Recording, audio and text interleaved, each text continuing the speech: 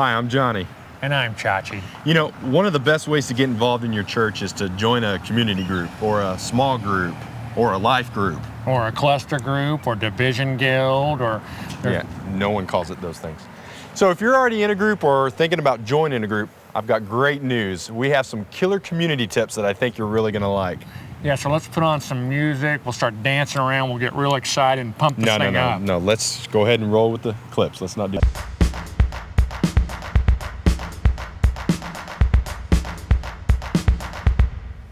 Look, it's not all about the numbers, but we'd say the bigger the group, the better. My group has about 35 people in it, and I haven't been able to share for about the last 6 months, but I know one day soon I'm gonna get to chime in again. Well, my group actually has 120 people in it, and a guy last week shared his story, and it was great. Maybe someday I'll get to meet him. In the context of community. Community. Right. The Bible is good, but using popular sayings is the bomb. I think I gave some pretty good wisdom the other day when I told Trish that cleanliness is next to godliness. Yeah, and that's pretty powerful when you consider God helps those who help themselves. If someone in your group is holding you accountable for something and you feel like they're a little too critical, do not pass go. Walk out. Last week, Tom got out of our group because Janine told him he left his car lights on, which is a bit critical. Yeah, it sounds like Tom saved himself from a world of hurt. When it's your turn to share, careful with going too deep. Sometimes it's best to stay in the shallow end of the pool.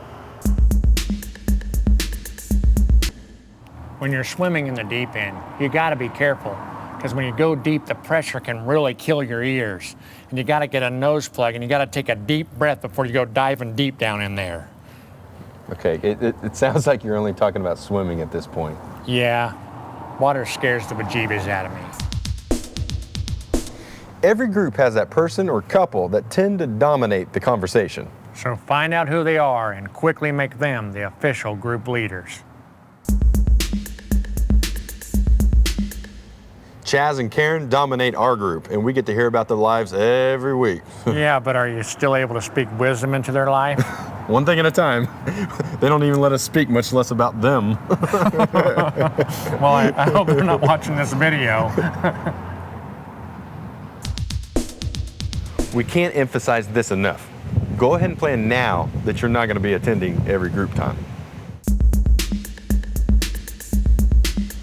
You know, going to group every single week screams desperation. I completely agree.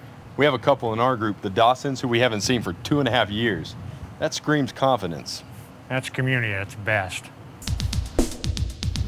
Hey, thanks for watching Killer Community Tips. Now go and grow as a group. Yeah, maybe we could like send them out with like some music. We could jump around on some pogo sticks. Hey, Chachi, no, let's just end the...